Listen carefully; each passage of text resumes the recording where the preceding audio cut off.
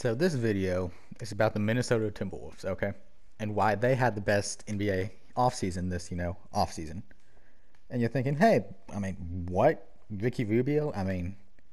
Anthony Edwards, sure, but other than that, they really didn't add anyone like huge. Very young team, not a ton of veterans on it.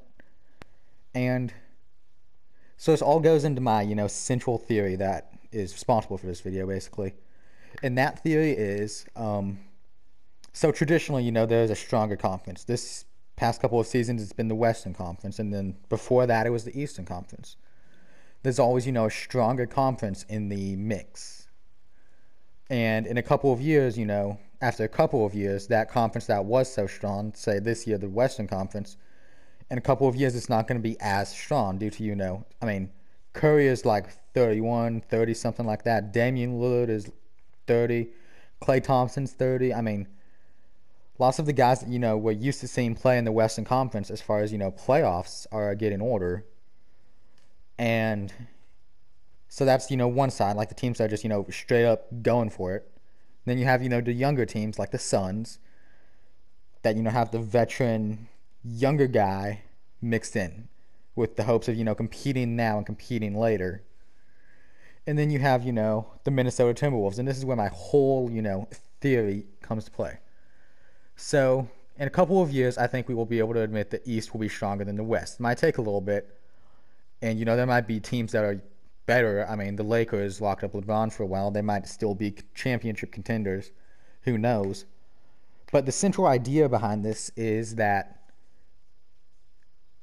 in my opinion at least, you want to time it that you are in the weaker conference. So basically what I'm saying here is, would you rather be in the Western Conference or the Eastern Conference right now if you're a championship contender? Right? You're going to say the Eastern Conference. And that's because it is significantly weaker. Right? So the key to, not rebuilding necessarily, but contending, especially when you have a young team and you're trying to contend later on, is to, be in the conference that is stronger. And you say, wait, this doesn't make any sense. Why would you want to be in the stronger conference? Well, the reason you want to be in the stronger conference is because in a couple of years it will eventually be the weaker conference, right? And then you can, compete in the weaker conference without having, potentially face 3 top 10 teams. Like the Clippers, the Lakers, the Nuggets. You could argue that those are top 5 teams right there, right? That's the top 5 with the East having maybe the Bucks. Really can't think of another. The Nets, that's debatable. But basically the whole thing I'm trying to say here is you want to time it right, okay? So don't bother, trying to be competitive when it's already super competitive, right?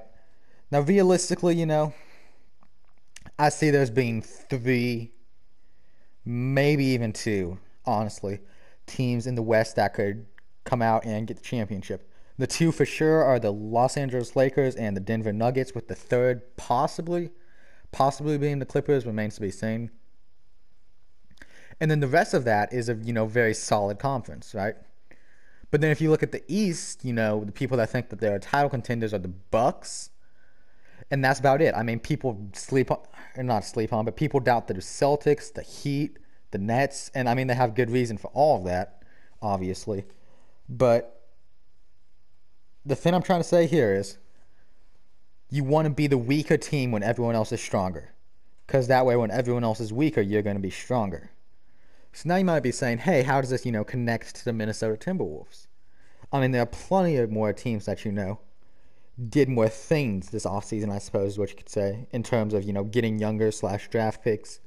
For example, with Oklahoma City Thunder, New Orleans Pelicans.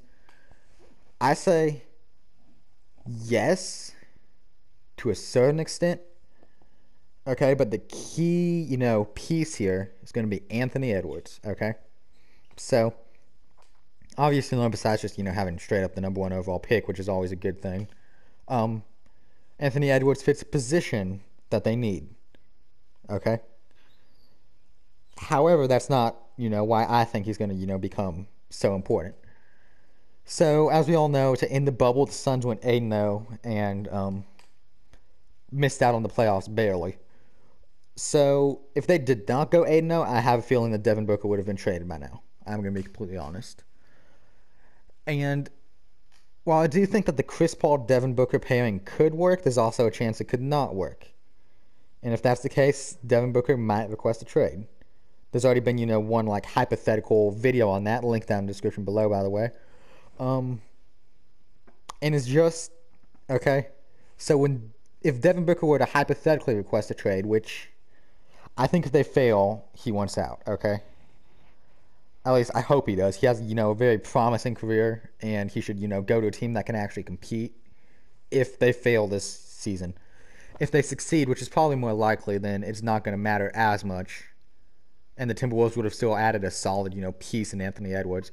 But if they do fail, I fully expect them to try and trade Anthony Edwards for Devin Booker. I mean, why would you not? Because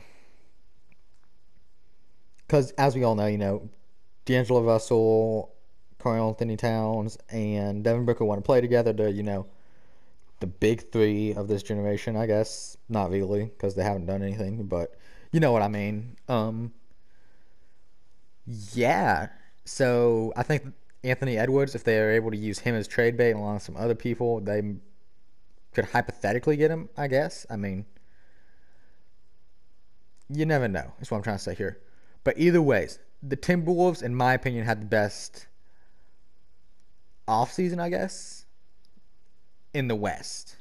And in terms of longer term, competing when there are, not as many teams in the West that are competitors. Because if you look at it, how many teams in the West do you think will be more or less, not as good as they are now in, say, 5 years? I mean, not the Timberwolves, the Trailblazers, the Warriors, probably the Clippers, possibly the Lakers.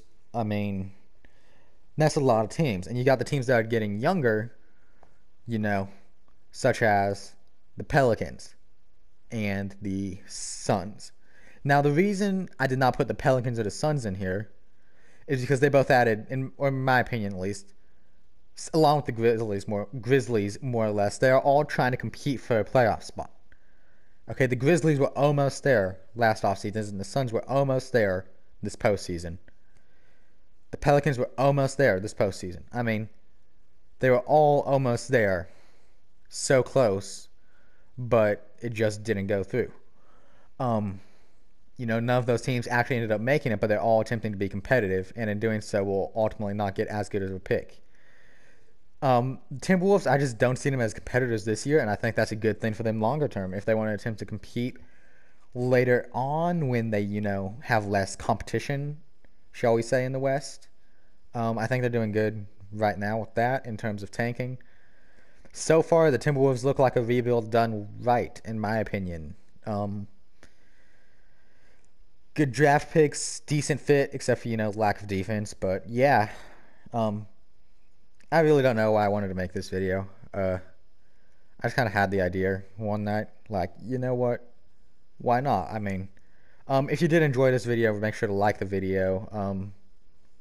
If you're new to the channel, subscribe. It would help me out a lot. It'd be pretty cool. I post like basically daily at this point. NFL, NBA, college football, college basketball. Yeah, that's about it. Thanks so much for watching. Have a good day, y'all.